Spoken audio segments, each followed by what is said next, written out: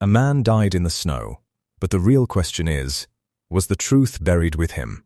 It's the kind of cold that makes your fingers ache before you even realize it.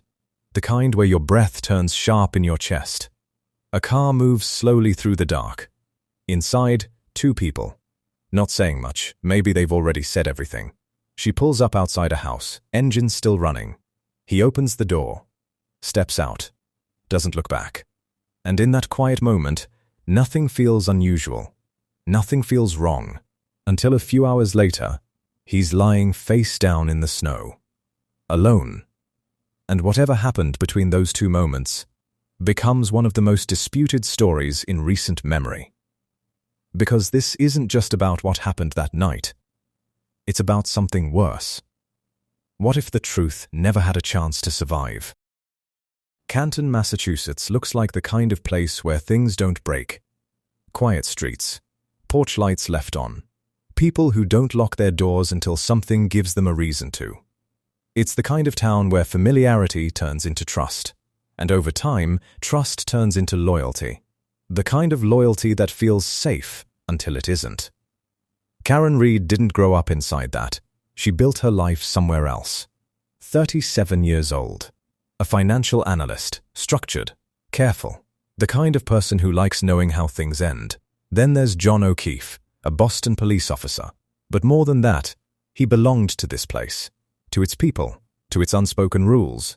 He was the guy you call when something goes wrong. The guy people trust without thinking twice. Karen had been with him for about 2 years, close enough to matter.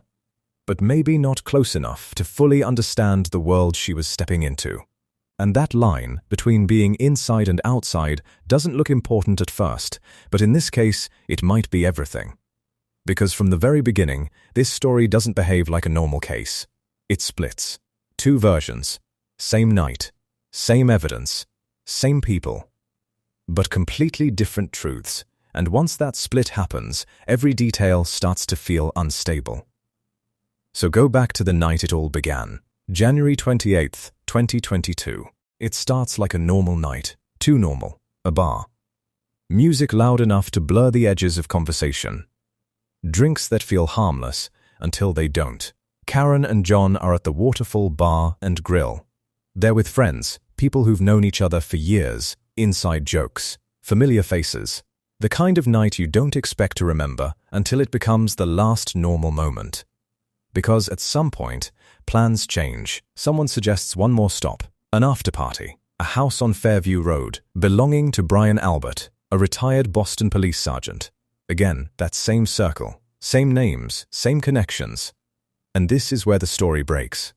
Karen says she drove him there, pulled up outside, watched him get out, watched him walk toward the house, and then she left. Nothing dramatic, no moment that stands out. Just the quiet ending of a long night. But the prosecution tells a different version. They say something happened inside that car. An argument, alcohol turning small tension into something bigger, something sharper, and in one moment, everything snapped. They say she hit him.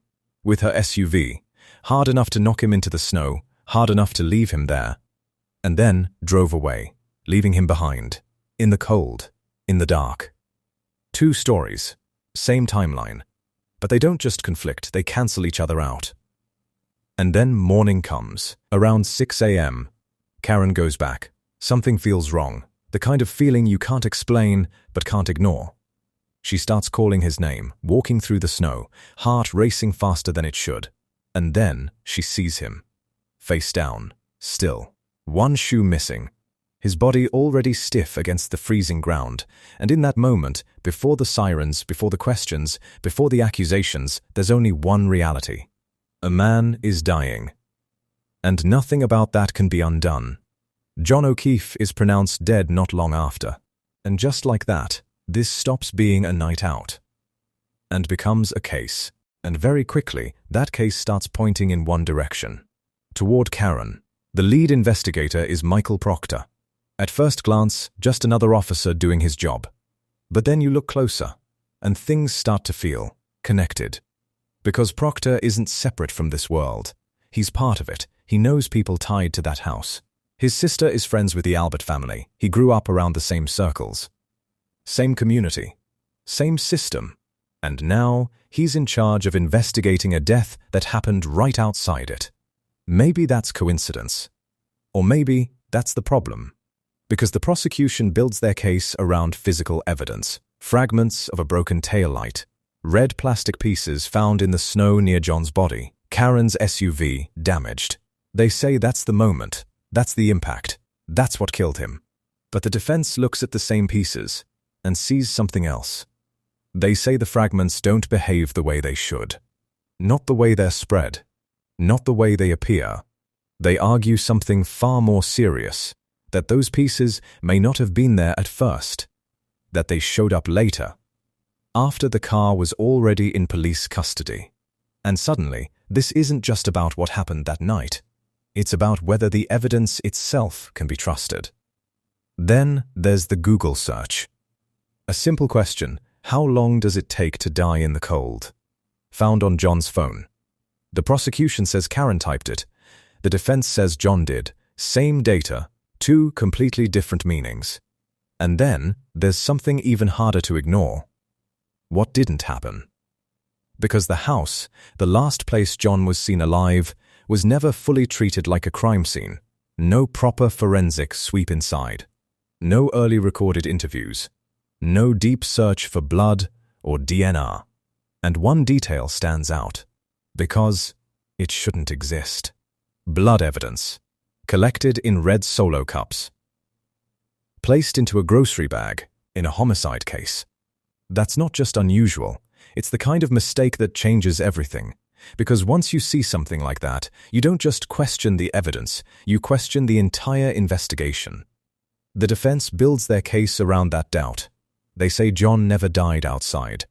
They say something happened inside that house. A fight.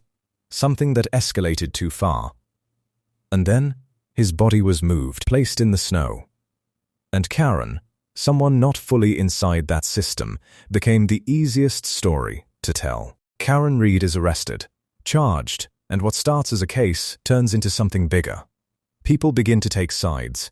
Not quietly, not carefully, loudly, publicly. Some believe she's guilty, others believe she's been set up. And those beliefs grow. By the time the trial begins, this isn't just about facts anymore. It's about trust.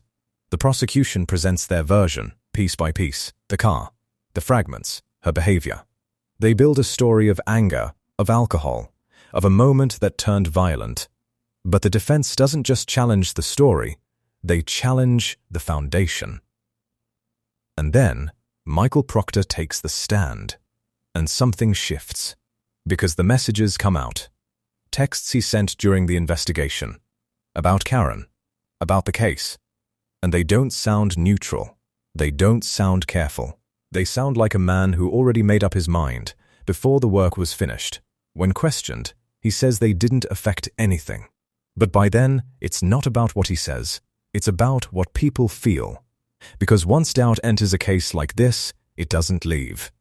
And when the jury goes to deliberate, they can't agree. The case ends in a mistrial. And not long after, Proctor is fired. And suddenly, the case isn't just weak. It's unstable. When the retrial begins, everything feels heavier, more attention, more pressure, more expectation. The prosecution tries again. The defense pushes harder. Experts, details, arguments. But underneath all of it, one question keeps returning. Can you trust this case? Not just the evidence, the process, the people. Because if you can't trust that, then everything else falls apart. And when the verdict finally comes, it's clear. Not guilty of murder. Not guilty of manslaughter. Not guilty of leaving the scene. Only one conviction remains: driving under the influence. And that's it. No clear answer. No resolution. Just doubt. And this is the part that doesn't go away. John O'Keefe is still dead. A man lost his life. In the snow. Outside a house full of people. And years later, no one has been held responsible for his death. If Karen didn't do it, then someone did. And someone knows what happened. But the system that was supposed to find that truth was already compromised. Maybe not intentionally. Maybe not maliciously. But enough to break it. Because justice doesn't just depend on facts, it depends on trust. And once that trust is gone, the truth has nowhere to stand. So now the question is yours. Not just what happened that night, but what you believe matters more. The story that was told, or the way it was built. Because in this case, those two things don't match. Tell me what you think. I read everything. And in cases like this, the conversation matters. Because sometimes, that's the closest thing we get to the truth. I'll see you in the next one.